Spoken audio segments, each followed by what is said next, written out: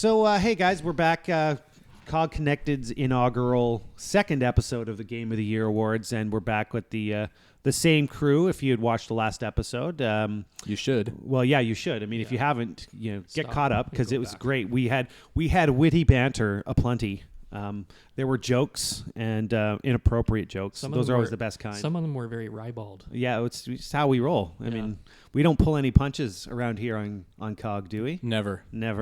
There's cuss words and all sorts of good stuff. Makes it spicy. That's right. That's how we like to keep it, right? All right. So, again, usual suspects. We got Paul over to my right. I'm Sean. Trevor. Hello. With us, as always, the Doge. Hello. Who may or may not look like a Doge. Yes. It might be a dragon, I hear. Oh, man. Dragon cat? The Doge is basically like a chameleon. I mean, that's how he's managed to escape and remain free for, as many years as he has. It's amazing. Right. Yeah. I have at least 20 expressions I could show at any given moment. We've got our first category, the runway model. Ooh, that sounds sexy. Yeah. The runway model. So I'm going to throw it over to Paul here. I'm going to let him start out on the runway model, which is the most stylish game. Sure. Let's just run down the nominees. There are a lot. Yes, there are a lot. Yeah. We've got Metal Gear Solid 5, Ori and the Blind Forest, Axiom Verge, Life is Strange, Bloodborne, Bad Blood, Lovers in a Dangerous Space-Time. Lovers in a dangerous space-time. Transformers Devastation, Not a Hero, Splatoon, Yoshi's Woolly World, so cute, Just Cause 3, and Until Dawn. That is a stacked category. That is a tough list. Man, there's some stylish games. How do you pick?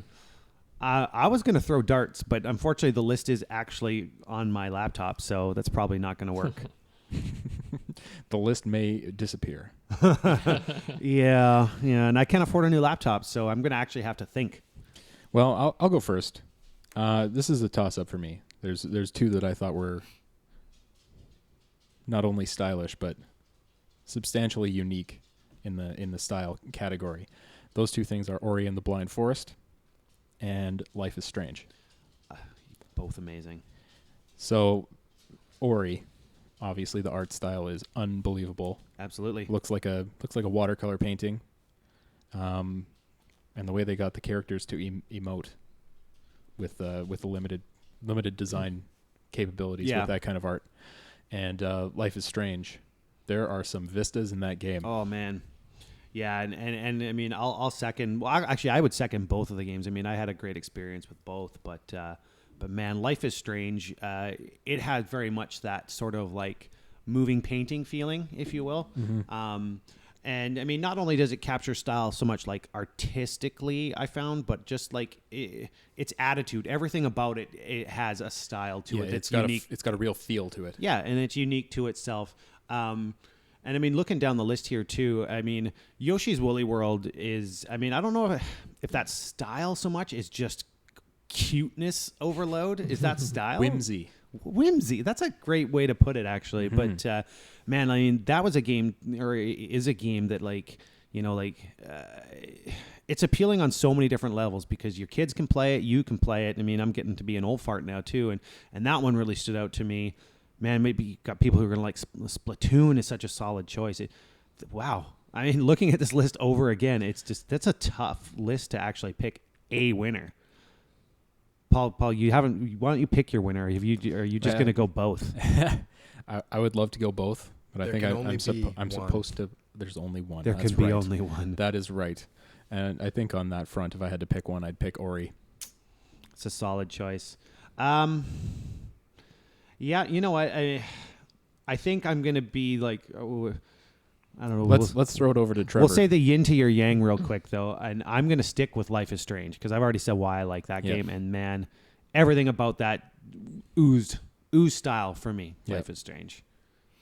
Trev, what's up with you? Well, 3 were on my list. 3 with 1 coming out on top as the most stylish game. I think Ori's on there for sure. I mean, how can you not include this game?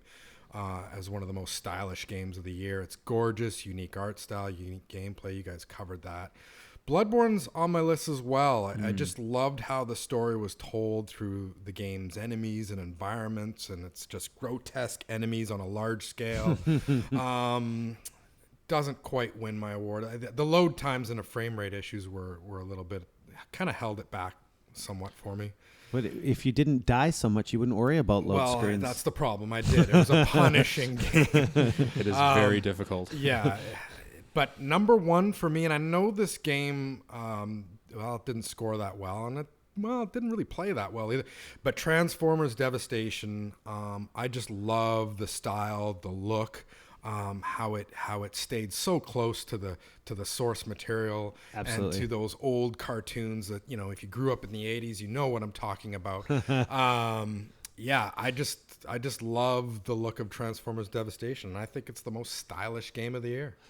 Yeah, well, and that's fair too. I mean, it doesn't have to be the most amazing gameplay, right? I mean, we're asking stylish, and yeah, Transformers Devastation was cool. It was like watching a cartoon in full motion action. It was very cool. I mean, and having some of the original voices on there. I was going to say complete with bad 80s voices. Oh, they had so them all good. up in there. Yeah, well, all that matters. Well, I shouldn't say all that matters, but as long as you got Peter Cullen, as long as you've got your Optimus, everything else can kind of take a back seat. But everybody was pretty cool. Like having there was a number of original voices. But yeah.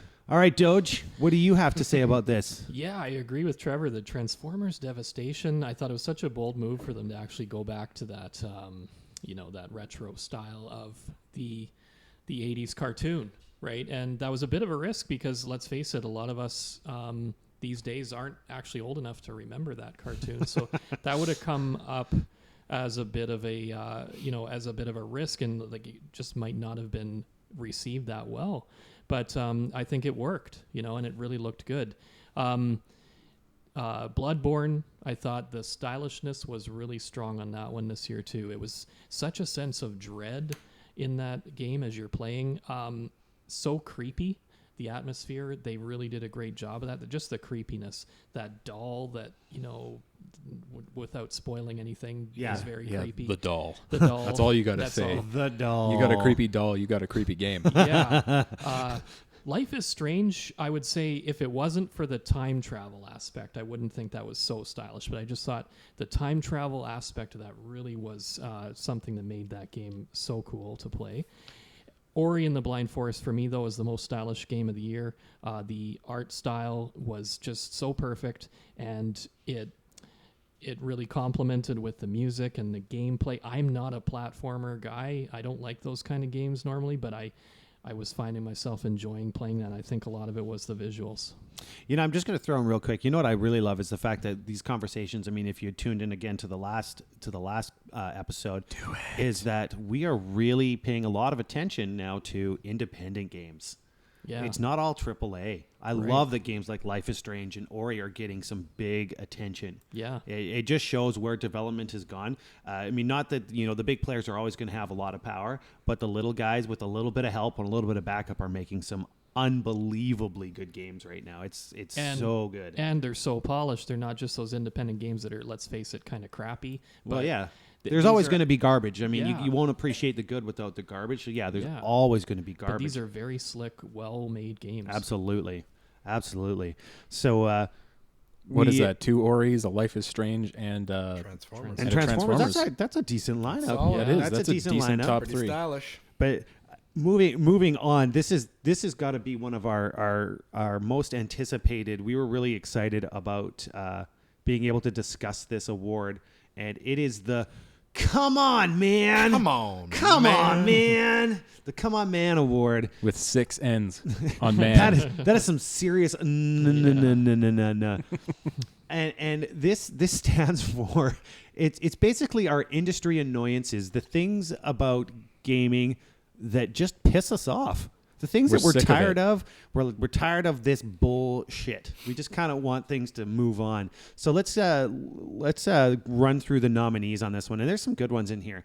So Star Wars Battlefront, the $50 frickin' season pass, but with a complete lack of base content. Deus Ex: Mankind Evolved, augment your pre-order. Come on. Pre-ordering's gone out of hand. Super thin DLC packs, as in paying a crap ton of money for skins, etc. Payday 2. This was quite the controversy. Pay to win DLC.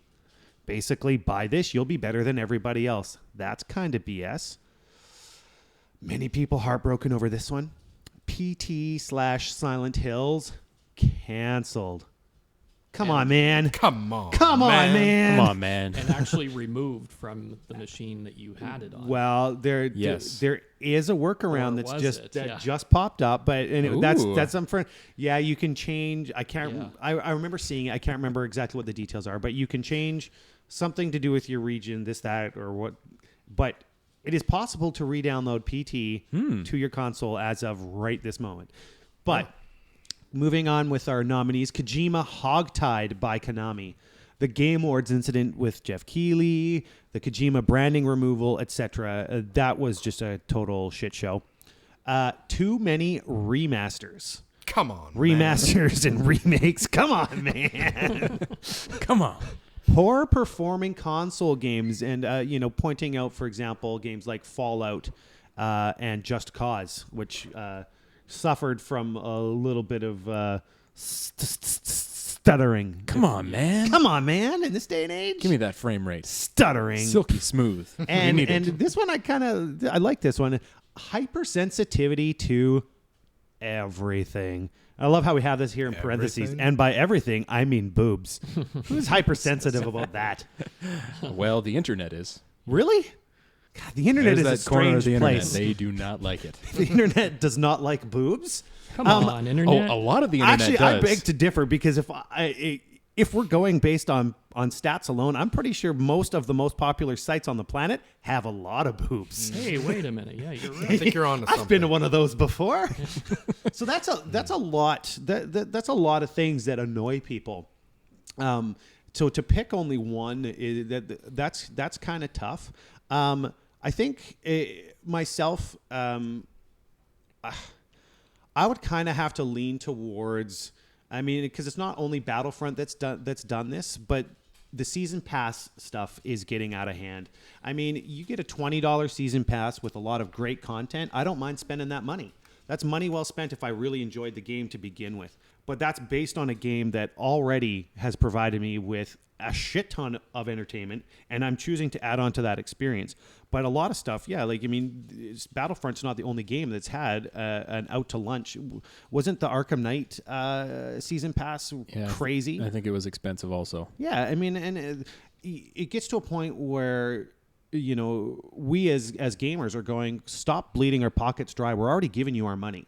We're already supporting you. We're already saying we want to play your games, but don't try and bleed us out of more money with shitty content. I mean, I would even not that I want to pay $50 for a season pass, don't get me wrong. That's a whole new game.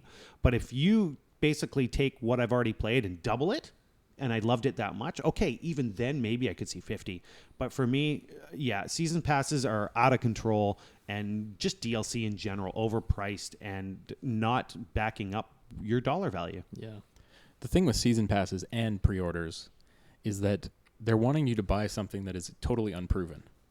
Yeah. Well, it's not made yet. You don't know what it is. If you pre-order a game, you don't know. That game could be terrible. You buy a season pass, their content could be awful. And that's not right. But in this day and age. Can you, at least with a pre-order, I mean, this is I lean with you on the pre-orders, but with DLC, once you've paid for it and you download it, you've lost your $20, your $50. With a pre-order, at least you can get your money back if you want, as long as you didn't do a digital download. If you pre-ordered a hard copy, you can go back to whatever place you bought it from, and you're like, this is some bullshit. Give me back my money. Yeah, there's that. But I mean, for example, retailer pre-order bonuses, they're always useless. Oh, yeah. But they're just trying to get people to suck their money out before they know if the game is any good. And that's our responsibility as critics to tell you what we think of the games before you buy them. Yeah. Well, I mean, and I mean, it's even gotten out of hand with the fact that it's like, well, if you go here, you get this pre-order bonus. Exactly. You go there, you get that pre-order bonus. And it's like, damn well that you can just go buy it anywhere. And if you really like the game, all these bonuses are going to be compiled in another $10 DLC pack that you can get 6 months down the road if you give a shit at that point. So, Well, this year Fallout 4 gave us what it's arguably one of the few times where a pre-order actually got you something cool, which was a Pip-Boy. yeah. You know what I mean? Well, And if that you could seemed get to it, be very successful. if you could get it, Yeah. So I don't think too many people that ordered that are regretting that choice. Well, no, I mean that right there is a coveted Yeah. nerd item. I would love to have. I would murder somebody to have that on my shelf. I believe you. And Yeah. and I'd support you all the way. He would maul the throat. Yeah. I have to do the shooting, but he'll load the weapon. Exactly. I'll hold the guy for you. Whatever. All right. Well, Trev, what's your annoyance of the year? I seem to have a Kojima theme with my annoyances, or with my "come on, man." Come on, man. I just love saying that. Can we just? Oh, so yeah. good. It's Come just- on, it's so good. man. It just feels right. It does. It does. And I think a big "come on, man" goes out to Konami. Like, I don't know who's in charge of the PR over there, but they are failing and failing big time. They're not entirely successful. Yeah, I mean, the whole Game Awards incident and him being banned from the show because of legal. Yeah, what is going on there? And then, Well, I mean, let's face it though. Konami lost, and they lost big on this Huge. deal. And Sony's walking away. You know, the cock of the walk at this point, going like they just signed a big deal. They signed a big damn deal. I don't know how Konami recovers from this, to be honest with you. I mean, this is just a dark cloud over their head, and it's not They going to can- go they away can just anytime keep soon. making- Pachinko. They can keep Pachinko. Pachinko. I was just, That's how they Soccer. That's recover. where they they can make their keep money? making crappy games for the Vita Yeah. or something, or what? Pachinko. But Japanese gambling. That's what they're doing. My biggest come on, man, is PT Silent Hills cancellation. I mean, that teaser was awesome. It was intense. It was creepy.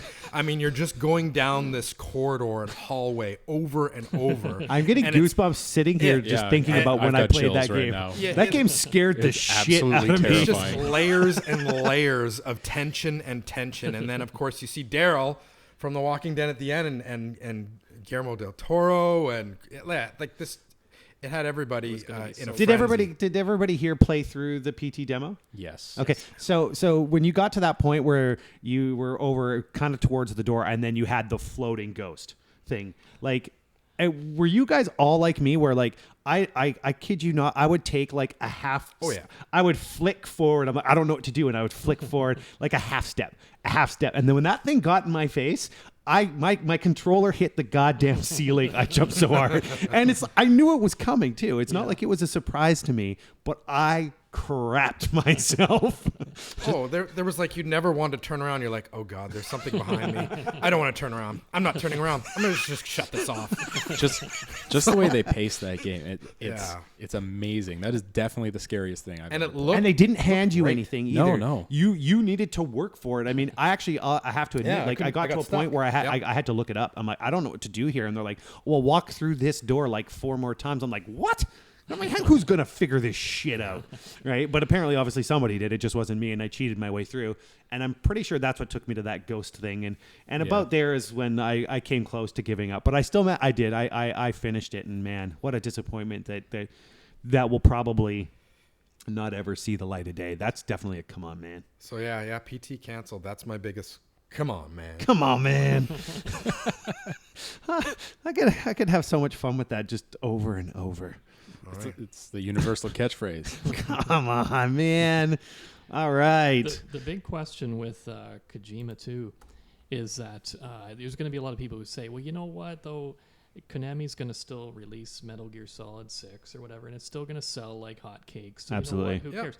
But you know what? I actually wonder. I actually think their sales might be hurt. I think actually there will be a lot of people who stay away because they are going to feel that that's not going to be as good a Metal Gear Solid game. I can actually see that happening. Absolutely. Yeah. Kojima is inextricably linked to the Metal Gear absolutely. franchise. You know Yeah. it's going to be, hurt by his not being there.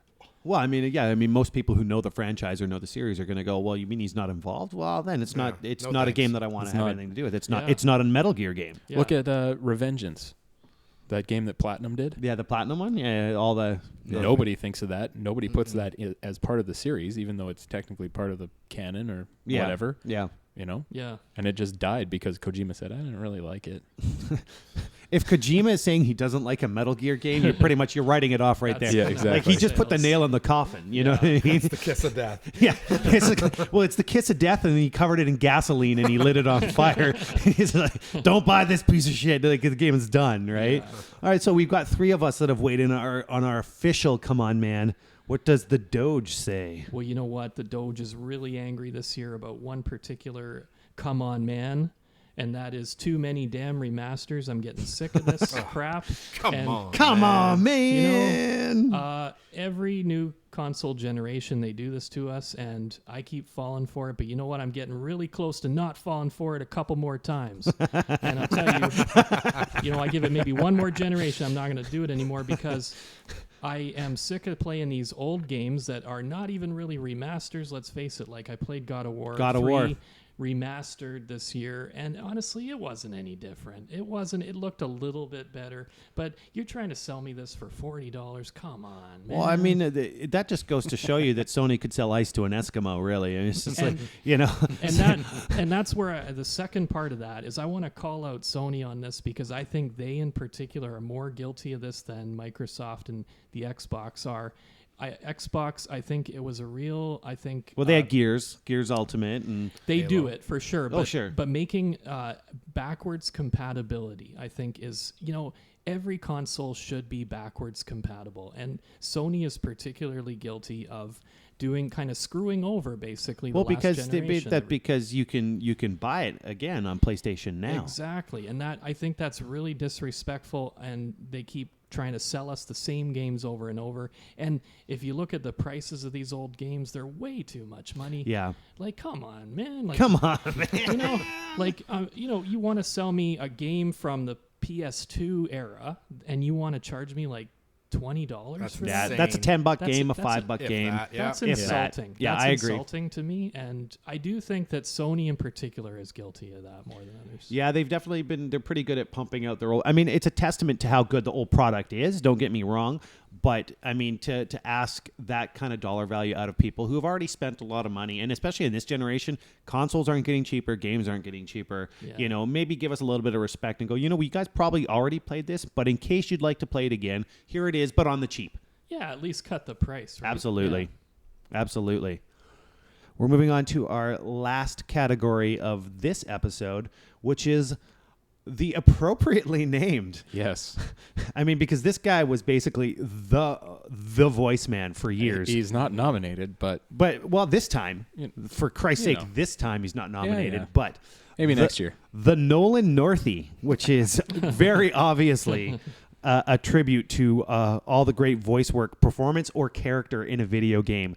And wow, we've got another standout category. Some games that didn't necessarily do too well, but the voice work behind him still stands tall. So first up, we've got Camilla Luddington as Lara Croft. Oh God, I just want her to never stop talking. Is that weird? We've got Patton Oswalt, who is a comedy genius as Jesse. The male Jesse. Yeah, there's a female in Minecraft story mode. Peter Stormare, who I'm actually quite a fan of Peter, as the psychiatrist in Until Dawn. Mm-hmm. He's a creepy dude, period, let alone throwing him into Until Dawn. Fabulous in Armageddon. Right? So good as that Russian guy. So funny. We've got, I don't know, actually, I think one of my favorite roles for him was... even though the movie wasn't the best, but he was great in Constantine. I loved him in Constantine. Kiefer Sutherland as Big Boss in MGS5. Courtney Ford as Piper Wright in Fallout 4. I enjoyed Piper. Piper is a very good character. Oh, and we're seeing this pop up again. Another tribute to a great independent game. Ashley Birch as Chloe Price in Life is Strange. Yes. Great performance. And Viva, I want to do her credit, but Seifert as Hannah Smith in Her Story, which is what a unique game Her Story is. That's a very, very cool game. Yep. So we've got a very unique category. I've started all these off. Why don't we throw it over to the Doge to give us his opinion for the Nolan Northey Award? Yeah, well, I would say one I would definitely agree with is Viva Seifert as Hannah Smith. I believe she plays more than one character, and in that game, and she was just amazing. She really pulled you in. This is a very complex character with a lot of different sides to her. She gets to show that in really small clips in the game, and that's not an easy thing to do as an actor, I don't think, from what I've heard. So I think she did an amazing job, and she really, it was, the whole game was just her talking.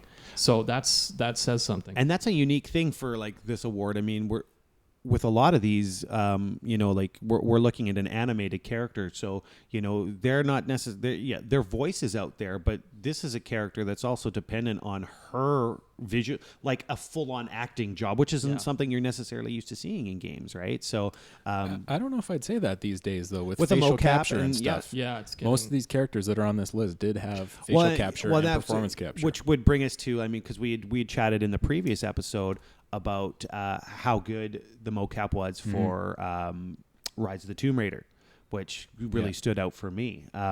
Like we talked about emotion-wise and such. So I would say, even so, my winner is Patton Oswalt as Jesse in Minecraft. Now, there may be other performances that are better in other games. What I'm saying with Patton Oswalt, this was not a great game, but he made it much better. Like, he really carried the game, I think, his voice acting. He made me more interested in this story, which wasn't very good. I didn't think. It was pretty flat. A misstep for Telltale? Yeah, it was. I think they were trying to appeal to a kid audience and things like that. So it was very, very flat, I thought. But he was one of the major bright spots, and he kept me playing, and he kept me interested, and much more than the story deserved. Nice. Okay, so why don't we move over to you, Trev? What do you got to say? Two particular fellas rose to the top on my list. Peter Stormare, who you just mentioned. I love his work in pretty much anything he does. He's creepy. He's weird. He's perfect, and I just loved his work. And Until Dawn, and also for me though, number one is Kiefer Sutherland. I mean, I didn't think anyone could match what David Hayter brought to the role, but Kiefer was great. His gruff voice, and he was believable. I really thought when it was announced he'd take over the role, he'd somewhat mail it in. He doesn't mail it in at all. Kiefer Sutherland does not mail things in, and that was proven once again. You watch your tongue, sir. Yeah, so he gets my Northie award for sure. The Northie. Mm-hmm. Paul. I've got a few on this list that I thought were real standouts.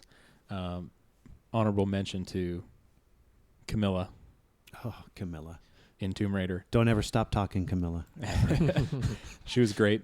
Took a fairly mediocre script and turned it into a pretty compelling performance. My top pair, though, would have to be Chloe Price in Life is Strange. You're reading my mind right now. And Kiefer as Big Boss. He doesn't speak that much. But when he speaks, and it's repetitive in the gameplay, but in the cutscenes where he does speak up, the quality of his voice and the tonal stuff that he brings to the performance, it's on a second level. Yeah, it's way above anything else, and you can tell that he's a big budget actor. I mean, no offense to David Hayter, but he blows him away. I thought you were just going to leave it at he blows. I'm like, whoa, we are opening up a can of worms here. Nobody knows where we live, right? No. The only one safe here is the Doge. So. Yes, that's right. Yes. No, I love David Hayter's work, but Kiefer is a whole nother level, and I think he's got to take it as the best performance of the year. And I'll back up what you said about Ashley Birch as Chloe Price.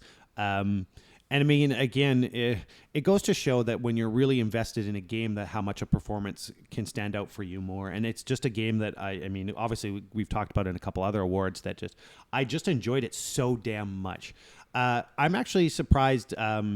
Well, I mean, I could have nominated her, so to speak, but I kind of thought one character from Life is Strange was enough. But Max really stood out as well. She was really, really good. But for me, Chloe Price, the character of Chloe Price, just helped compel me to play that game. She was just super, super good the full way through. And as much as I do enjoy Kiefer Sutherland, I got to hand it to Ashley Birch on this one. So I can't disagree with that. It's a great performance. Yeah. It really brings I would agree. that brings out that tortured quality of Chloe's character. And the feels, which The we'll feels, get to indeed. later. We will get to the which feels. we'll get to later. So, my aching heart. So, Come on, man. Come on, man. Come on, man. That's an industry annoyance now.